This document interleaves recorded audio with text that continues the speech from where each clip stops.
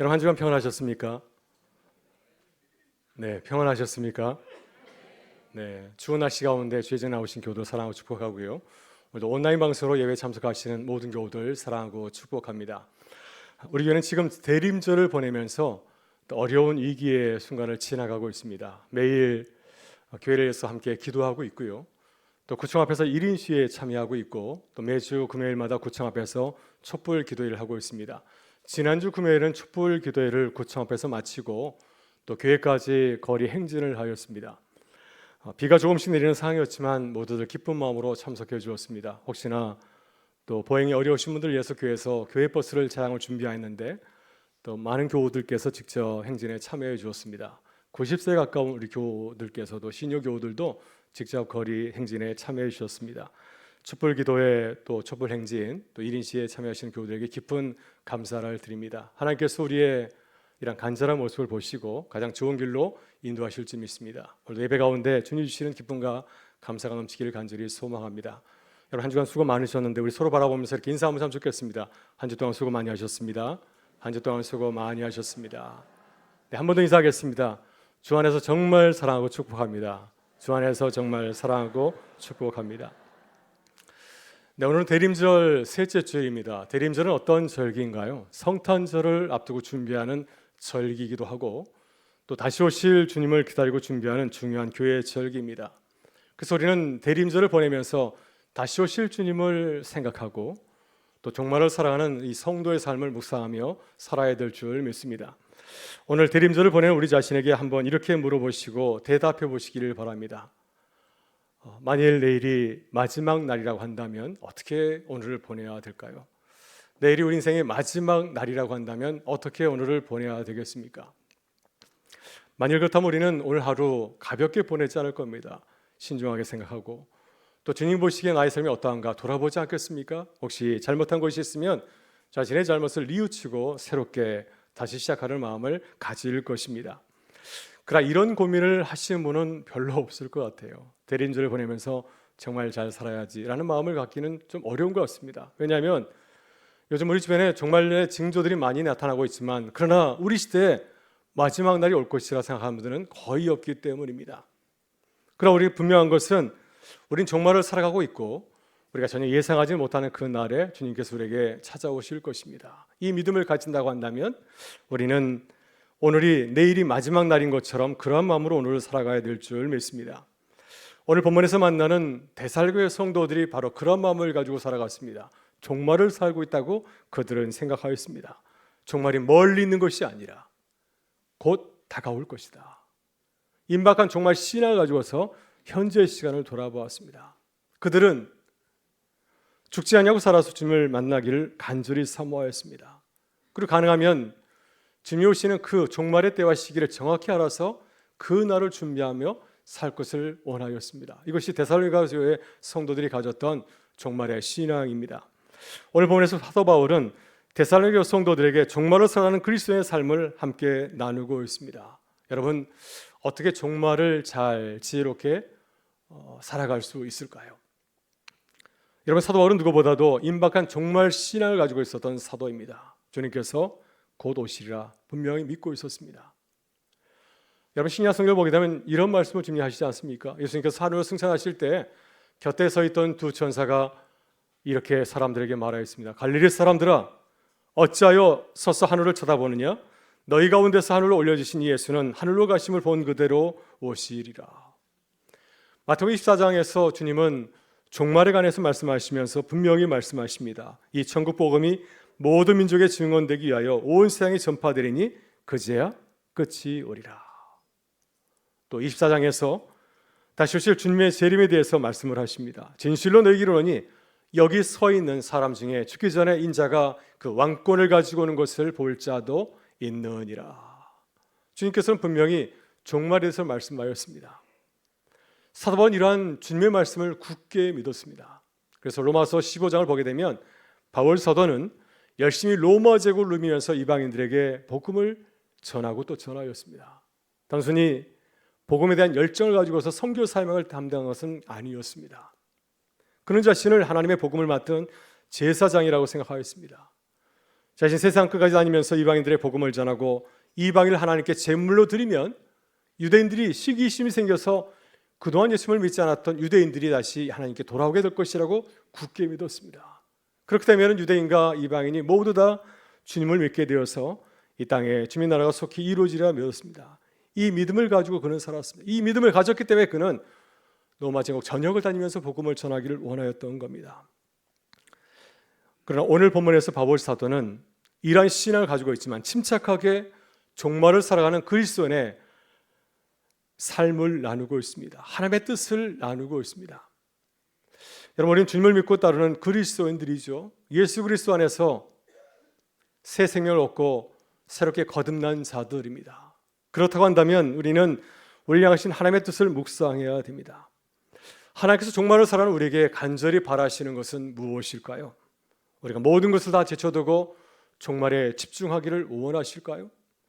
오래전 시한부 종말론자인 다미 선교의 사람들처럼 다니던 직장을 그만두고 땅과 재산을 다 정리하고 모두가 다 산에 들어가서 주님이 오실 날을 기다리며 준비해야 되겠습니까? 그러나 바울 사도는 종말을 살아가는 우리에게 그와는 정반대로 말씀을 하고 있습니다. 우리 하나님 믿고 신뢰한다면 종말을 두려워하거나 염려하지 아니하고 주님의 뜻을 묵상해야 된다고 하는 것입니다. 주님께서 정말 우리에게 바라시고 기대하는 것이 무엇일까? 이 종말을 살아가는 우리에게 간절히 바라시는 것이 무엇인지를 알고 그 말씀대로 살아가는 것이 그리스도인의 아름다운 삶의 모습이라고 말씀을 하고 있습니다. 그래서 우리는 주님이 바라시는 것이 무엇인지를 믿고 또 기도해야 될 줄 믿습니다. 이 시간 종말을 살아가는 그리스도인의 세 가지 모습을 함께 나누고자 합니다. 먼저 주 안에서 항상 기뻐하고 감사하고 기도하는 삶을 살아가야 됩니다. 여러분 한번 생각해 보시기를 바랍니다. 지금 내일이 종말이라 생각한다면 우리의 마음이 어떨까요? 이제 내일 종말이 시작이 됩니다. 우리 모든 것이 끝난다고 한다면 우리의 삶이 어떻겠습니까? 우리의 마음은 심히 동요할 것입니다. 내일이 종말이라고 하는데 어떻게 평소처럼 아무리 없는 것처럼 살아갈 수 있을까요? 분명 우리는 내일이 종말이라고 한다면, 분명한 사실이라고 한다면 우리의 마음이 불안해하고 염려하고 초조할 것입니다. 여러분 지금 데살로니가 교회 성도들이 그렇습니다. 여러분 데살로니가 교회는 바울 사도가 칭찬한 교회입니다. 사도행전 10장을 보게 되면 바울 사도가 이 지역에서 복음을 전하였습니다. 그는 오래 머물지 못하고 잠시 전하였습니다. 성경을 보게 되면 한 3주 정도, 아마 그리 오래지 않은 시간 동안 이곳에 머물면서 복음을 전하였습니다. 유대인의 성회당에서 복음을 전할 때, 그리스도의 복음을 전할 때 유대인들이 그 복음을 받아들인 것이 아니라 거부하고 바울을 고발하였습니다. 천을 어지럽게 하는 자들이 여기까지 이르렀다 하면서 바울을 체포하려고 하였습니다. 실패하자 바울의 복음을 들었던 야손과 그의 형제들을 체포하고 구금하였습니다. 유대인들이 소유와 폭동을 일으키자 바울과 시라는 그들을 뵈서 고린도로 내려가게 되었습니다. 바울이 잠시 머물렀는데, 잠시 머물면서 복음을 전했는데 그곳에 교회가 세워진 겁니다. 데살로니가 성도들은 바울 사도가 오래 머물지 못하고 떠났지만 그들을 비난하지 않았습니다. 다시 우리에게 돌아오기를 원하였고, 또 바울과 실라가 떠난 후에 유대인들로 말미암아서 교회에 큰 박해가 찾아왔지만 흔들리지 아니하고 믿음을 잘 지키고 교회를 견고하게 세웠습니다. 그러니 얼마나 아름다운 교회인가요? 정말 바울 사도가 칭찬할 만큼 아주 건실한 그런 교회라 볼 수가 있습니다. 그러나 이런 데살로니가 교회도 임박한 종말론의 문제로 크게 흔들리게 되었습니다. 종말에 관한 의견 차이로 인해서 교회가 여러 가지 움직임이 있었습니다. 데살로니가전서 4장과 5장을 보게 되면은 구체적으로 데살로니가 교회를 흔들었던 문제가 나옵니다. 데살로니가 교회는 종말을 앞두고 죽은 자들의 문제와 그리고 종말의 시기와 때에 대한 문제로 크게 흔들렸습니다. 시끄러웠습니다. 결국 종말에 관한 깊은 관심이 그들의 삶을 이렇게 흔들고 말았던 것이죠. 여러분 사도 바울이 이들에게 당부한 그리스도의 삶이 무엇일까요? 종말을 앞두고 있는 사람들에게 바울 사도가 당부한 삶은 무엇이겠습니까? 본문 16절부터 18절에서 바울 사도는 이렇게 당부하고 있습니다. 우리 16절 이하의 말씀을 같이 한번 읽어보도록 하겠습니다. 항상 기뻐하라, 쉬지 말고 기도하라, 범사에 감사하라. 이것이 그리스도 예수 안에서 너를 향하신 하나님의 뜻이니라. 아멘. 네, 사도 바울은 종말을 사는 그리스도인들에게 당부하고 있습니다. 항상 기뻐하라, 쉬지 말고 기도하라, 범사에 감사하라. 어떻게 종말을 살아가면서 항상 기뻐하고 쉬지 말고 기도하고 범사에 감사할 수 있을까요? 여러분, 이러한 삶은 우리의 삶이 평안할 때 하는 것이 아닐까요? 우리의 삶에 아무 일이 없고 모든 일이 잘 될 때 우리의 마음속 기쁨으로 우러나와서 이러한 평안한 삶을 살아갈 수 있지 않겠습니까? 우리는 이렇게 반문할 수가 있습니다. 또 세상 사람들은 우리가 어려운 가운데서 기뻐하고 감사하며 살아가게 되면 우리를 향해서 박수를 보내는 것이 아니라 위선자들이라고 말할지 모르겠습니다. 실은 어려우면서 겉으로는 안 그런 척하는 건 아닌가 이렇게 말할지 모르겠습니다. 그러나 우리 그리스도인들은 어떤 상황과 여건 가운데서도 기뻐하고 기도하고 감사할 수 있는 줄 믿습니다. 어떻게 이러한 삶이 가능할 수 있었을까요? 우리가 주님을 바라보게 될 때 그런 삶이 가능한 줄 믿습니다. 물론 우리가 어려운 일을 만나게 되면은 어려운 상황만 바라보게 되면 도저히 기뻐하지 못할 때도 있습니다. 그러나 지금까지 우리의 발걸음을 인도하신 주님을 바라본다면 우리는 기뻐할 수가 있습니다. 우리를 위해서 십자가에서 달려 돌아가신 주님의 크신 사랑을 묵상한다면 우리는 주님의 뜻을 생각하며 기도할 수 있지 않겠습니까?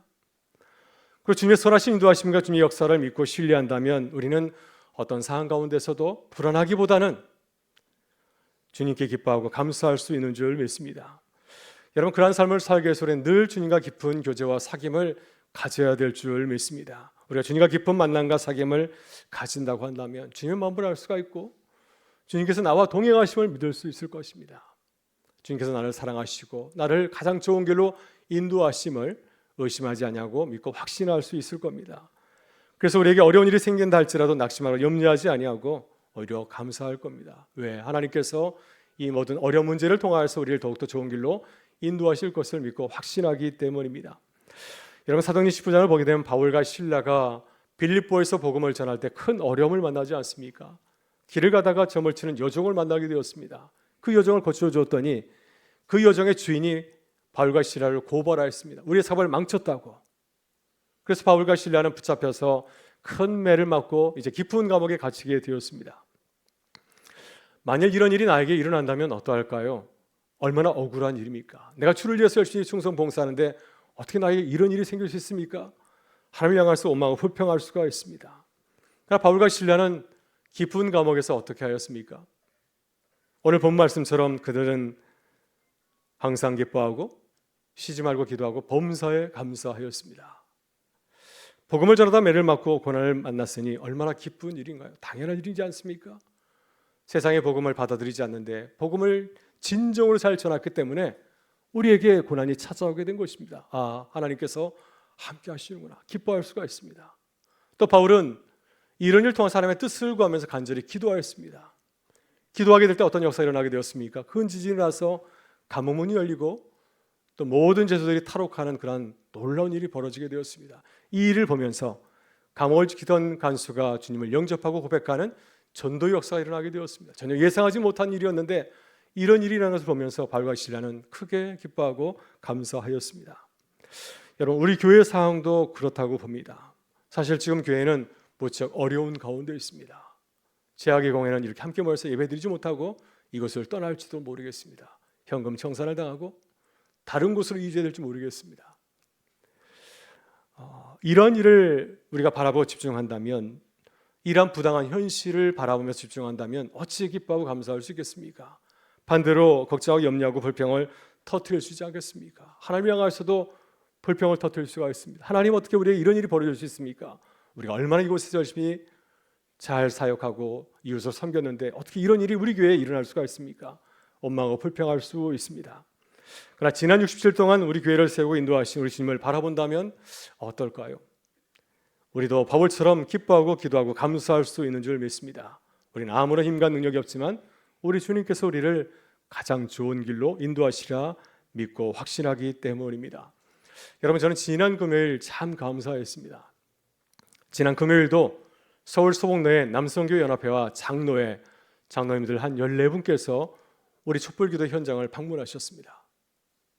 그리고 격려의 말씀을 우리에게 전해주시고 또 우리를 위해서 간절히 기도해 주었습니다. 하나님께서 우리에게 지원군을 보내주신 겁니다. 은강교회 홀로 싸우는 것이 아니라 서울 소복로의 모든 교회가 관심을 가지고 있고 그들을 대표해서 장로님들이 찾아오신 것이었습니다. 우리의 믿음의 연약함을 아시고 그들을 통해서 우리 교회를 이루하고 격려해 주신 겁니다. 우리 홀로 있는 것이 아니라 우리 서울 소복로에 있는 많은 교회들이 우리에 대해서 관심을 가지고 또 기도해 주시고 또 교회의 재체 관리한 탄원서도 함께 서명해 주신다는 사실을 우리에게 증거해 주었습니다. 지난 금요일 날씨가 참 좋지를 못하였습니다. 목요일과 금요일 계속해서 겨울비가 내렸고 날씨가 추워지는 가운데 있었습니다. 촛불기도를 시작할 때 비가 조금씩 내렸고요. 촛불기도를 마치고 거리 행진할 때 점점 비추기가 굵어졌습니다. 저는 우리 교우들이 버스를 타고 가지 않을까, 다들 집으로 돌아가지 않을까 이런 생각이 들었는데 그리하지 아니하시고 모두 우비를 입고 촛불을 들고 거리 행진에 동참하였습니다. 무릎 수술을 받고 회복된 지 얼마 안 되시는 우리 시니어 교우들께서도 기쁘게 그 거리에 응전에 참여해 주었습니다. 그 모습을 보면서 얼마나 기쁘고 또 감사했는지 모릅니다.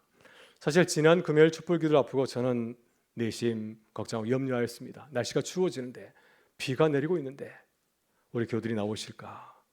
또 나오시는 교우들이 혹시 어려운 일을 당하지 않을까 하는 생각으로 마음이 복잡하였는데 하나님께서는 이 모든 것을 합력하여서 선을 이루게 하시고 감사하게 하신 줄 믿습니다.